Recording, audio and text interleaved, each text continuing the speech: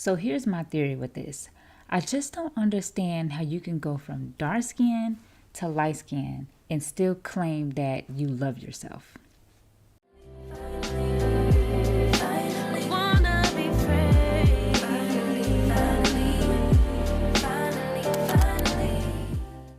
Hey y'all, what's up? Welcome back to the More Than Sexy podcast. I am your host, Jasmine. I am founder of the Modest Movement Ministry and the Christian Body Image brand. It's been a few weeks since I made a podcast episode, so welcome back if you're listening from Spotify, YouTube, Apple. I am glad to be back. Make sure you follow and you subscribe to the More Than Sexy podcast. This is where we talk about how media and entertainment affect your body image and your self-esteem. I love what I do, and I'm happy to be here talking to y'all again about this new topic. This is a topic I've been wanting to talk about for a minute, though. I just didn't know when it would be the right time. So make sure you subscribe and follow. And also, I'm inviting you to leave a voice message, leave a comment if you want to see me address a certain thing, or if there's something you've seen, an article that you want to share, and you would like my perspective. I would love to share my perspective and my views on different things. So, also, you guys know that I'm a body image and self-esteem coach. I work with women week by week who are struggling with insecurities, who are struggling with fear opinions. If you guys want to work with me, in the description, you can book a consultation. And I've got so much great feedback on just that first phone call. What I'm doing is I'm asking you questions, you're answering them, and I'm able to see what's really going on with your body image and your self-esteem. Where are you really like tripping at, and I help you move forward with that. So hop on the first phone call. It's totally free. Hit the link in my description if you want to work with the coach one-on-one. I also have a course about overcoming insecurity and the fear of opinions. It's brand new. It just came out. Fresh content. All of my strategies that I teach my clients, well, a few of them that will help you overcome insecurity and be that bold and beautiful woman that you desire to be. Also in the link in my description. Thank you guys for your support. Now, let's get into this topic. I really didn't know how I was going to talk about this, when I was going to talk about it. I wanted it to be in Black History Month because I feel like this is a colored issue. People of darker complexion, people of lighter complexion. This is a Black people's issue. So I wanted it to be in February. I wanted to do it last year. Somebody else had invited me to speak about Black bodies in music and hip hop culture. And I'm going to touch on that a little bit here too. But it kind of just threw off my schedule because we never got to do it. And I knew that I wanted to talk about it. So I just never got around to it. And plus, Black history does not have to be only in February, right? Like I could have done it, but I don't know. I feel like now was a better time for me to talk about it because it's really been on my spirit and really been on my mind. These things, like this stuff has affected me and my walk and in my body image and my self-esteem. And so I believe there are many other women who are struggling with this as well. And so I want to talk about it. And so I have my notes because I'm going to try to be as brief as possible. It is so much to unpack on this subject of Lil Kim, Black culture, Black hip hop. Like, it's so much to unpack here, but I'm just going to hit my points. And you guys let me know your thoughts in the comments. It would be different if I had somebody I can talk to, but your girl is like team one-on-one right now. I don't have anybody I could just hop on the podcast with. My time is so spontaneous being a mom and a wife, and I just got to do this when I can. You know what I'm saying? Like, I put my son down to go to sleep, husband doing his thing. So I'm like, let me record this podcast real quick. So if y'all know somebody who you think I should be on their podcast, tag them, send them my videos. Like, I don't got no team like that, like I don't be on here talking to people. Like, I don't have interviews lined up.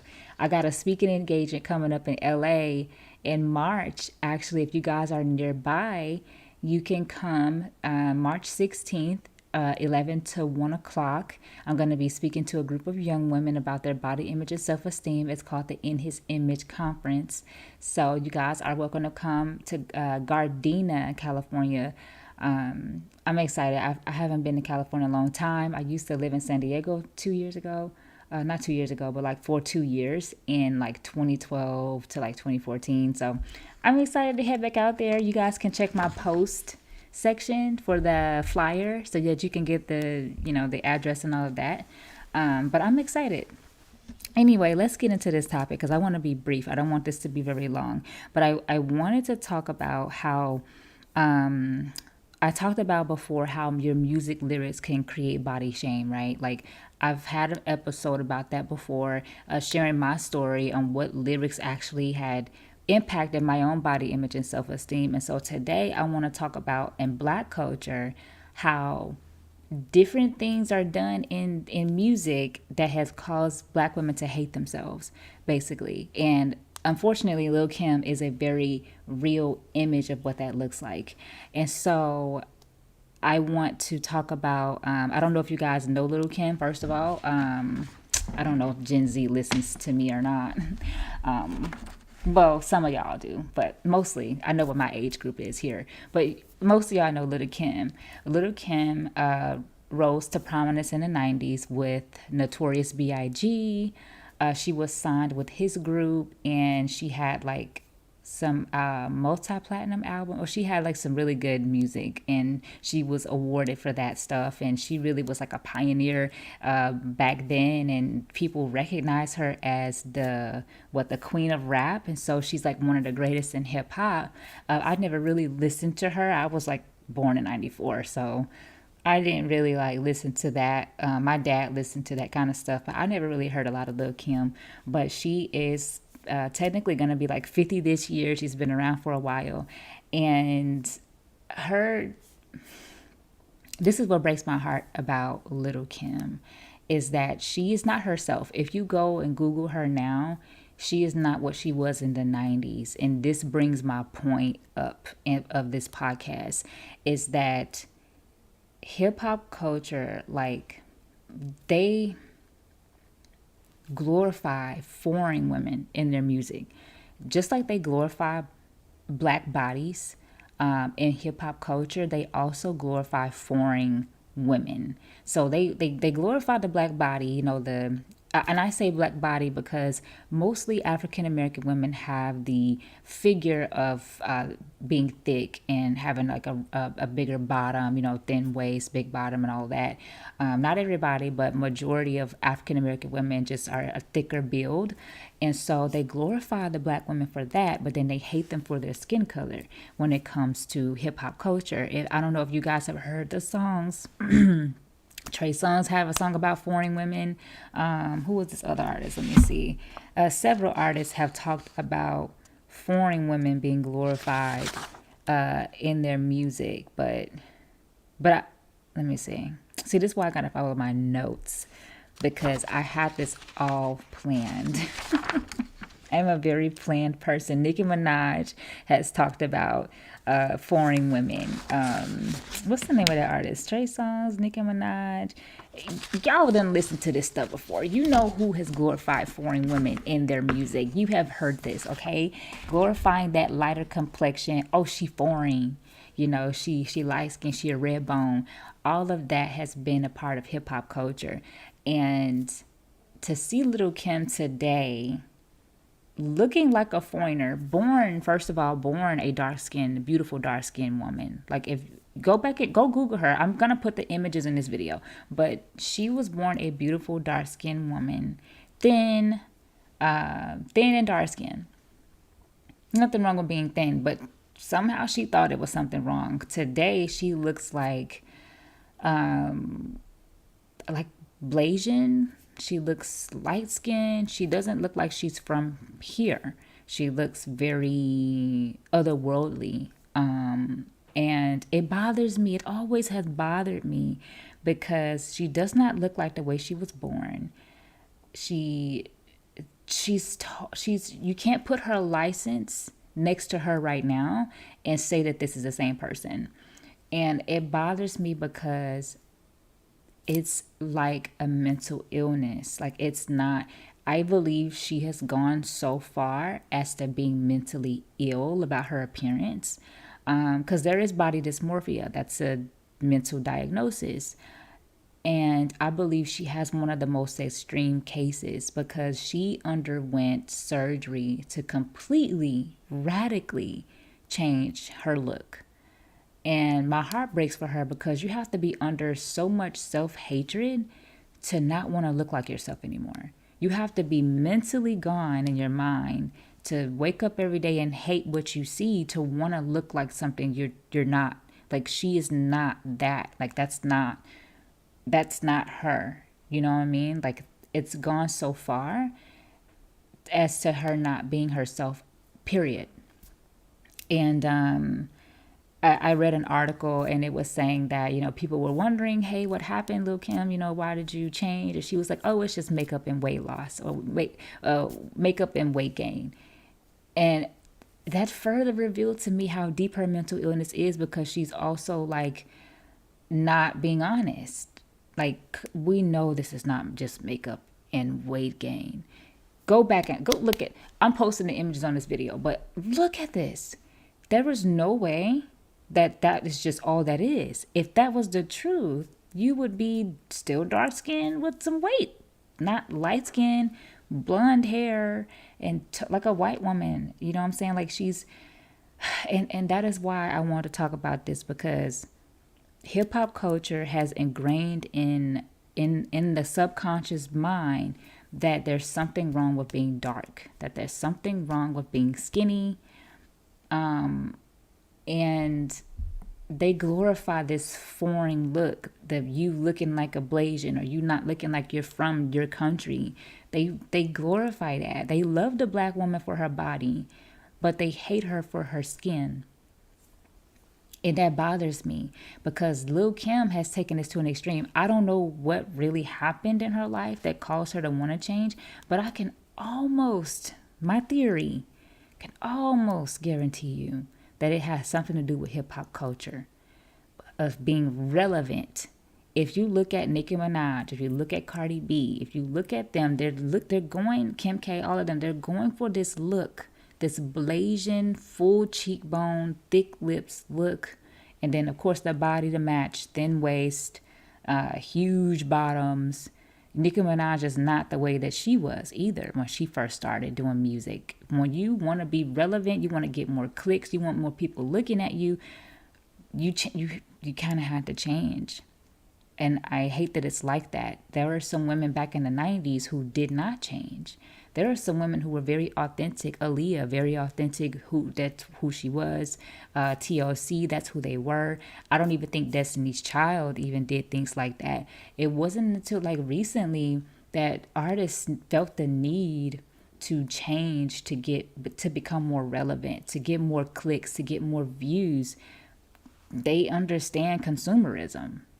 Looking perfect, being like having people envy you, and because of how you look, those things drive views. That drives people always looking at you. People become obsessed with their sensuality, their sensual nature, things that please the flesh. You become obsessed with that. Somebody that looks so perfect, you become obsessed with it. You keep watching their videos. Even me, when I was younger, Nicki Minaj looks so perfect. Perfect body, perfect skin, perfect everything. She looks boring. I can't stop watching her videos because she's so perfect that I wish I could be. And I think they know this tactic, that if you look perfect and if you look good enough, you're going to be popular. I mean, we see Instagram accounts like that all the time. Instagram models looking so perfect. 500K followers because they always look so good. They always look like what people envy, what people really want. And I think the artists understand that. And so when it comes to Black history, when you think about back in those slave times where they glorified the woman's body, there were some women, unfortunately, that were put in a circus because their bodies were so voluptuous. It was so unusually big, their bottoms, that they put them in circuses and they treated them like animals. They put them behind bars for people to stare at them, and they I believe a lot of them were prostituted and people had sex with them and raped them because of their bodies. and they put them on display because they were unusual. And thank God we don't have that exact thing today. Well, can't really say that. We got sex trafficking. But it's like the same thing is happening to the black woman, except it's in the media, parading her body. Except now it's seen as women empowerment, right? Which is not empowering at all. We don't need to be sexual objects to feel empowered. But, I digress. This is what my whole ministry be talking about. So I'm not going to spend too much time there. But parading the woman, the black woman and her body, they treat us still like circus animals. If you listen to the hip hop culture, the hip hop music, still very misogynist, still very domineering, still very degrading to women because of their bodies. They talk about rape and drugging women all the time in their hip hop music. Nobody calls them out on it because you like how it sounds. But they still do that to black women. This thing that happened back in the past with black women's bodies being in circuses because of their body and being raped and mistreated, still the same thing being happening in our culture. And that's why I wanted to point this out for Black history, because these things are still, they just take on a new form. And the, team light skin, team dark skin, all of that's still taking on a new form in our music. The glorification of foreign women, causing black women to hate themselves. We have black women now that are trying to look like they're foreign. They're trying to look like they're not from here. They're disassociating from their identity. They have a self-hatred. That is self-hatred. I don't care if somebody makes you abandon yourself, you have self-hatred. Because self-love is accepting. Self-hatred is disassociating from who you are. And that is what Lil Kim is doing with herself. And my heart breaks for her, because I want her to come to know Jesus and know that she's loved the way that she was. The way that he made her was perfect. The way that he made her was good in his eyes, was approved and validated. Period. But because of, prominence, relevance in society, status in the world, people feel like they need to change. And so what does this mean for you? Do you feel like you need to change? To stay relevant, to be liked, to be approved, to find some type of worthiness in this world? Like I said, these things have taken on a new form. This racism and this prejudice against skin color, just a new form that's in music. And it's changing you too. It's causing you not to like yourself. It's causing you to not like being thin. It's causing you to want to work hard in the gym to get that big butt. It's causing you to want to transform and change too. You're not exempt from that. I wasn't exempt from it. I was trying to do all that stuff too. I had to encounter God's love in a new way for me to be self-accepting. And so black women, we need to be more self-accepting. They're probably not going to do it. They make too much money doing what they do. It's up to us. Stop supporting their music. Stop listening to that. You say you like the beat. Okay, go get the instrumental. Stop supporting that stuff. They're tearing us down. They're parading us like a circus.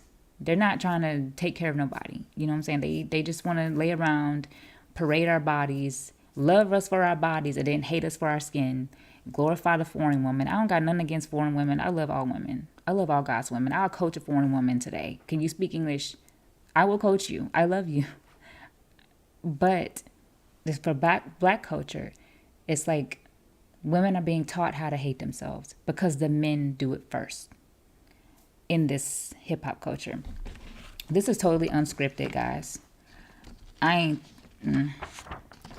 think I pretty much touched on everything I wanted to touch on. That's my Lil Kim theory, is that she, the stuff that's in the culture, in the music, has got to her. The relevance of staying relevant, of looking foreign, has gotten to her head and is mentally ill. That is my theory, is that what they do in media is causing you to change how you see yourself. And in some of you, in very detrimental ways, just like Lil Kim. Maybe you're listening to this and you've been under the knife already. I know several women in my circle, nearby circles, that have went under the knife for their butts, You know, the Brazilian butt lift is one of the fastest growing plastic surgery procedures today, and women have died getting those surgeries. They don't talk about that very much because they're so desperate. They're so desperate for the acceptance. And I just want you guys to be self-accepting. If you struggle with self-acceptance, take my course, Overcoming Insecurity and Fear of Opinions. It's called Bold and Beautiful. God wants you to be a bold and beautiful woman, his daughter, walking in boldness, knowing that you're beautiful. Take my course at the link in my description. Sign up for coaching. Let's get you on a right path, on the right track to self-acceptance. This affects your relationship with the Lord. Go back and watch my video, how low self-esteem and body image issues affects your relationship with God. I had so many women reach out to me from that because they know it's affecting their relationship with him. Anyway, guys, this still went too long. I wanted to do like 10 minutes. Like I always say, what do I say, y'all? I say, if it's long, it was necessary. So I thank you guys so much for listening. Thank you for subscribing. Thank you for your support. I really pray that I get to work with you. I get to help you. I hope that this is opening your eyes, at least, if it's not doing anything else. I hope that this is giving you a mini transformation in your own thinking and in your own care for yourself and your relationship with God. God bless you, and I'll see you guys next time.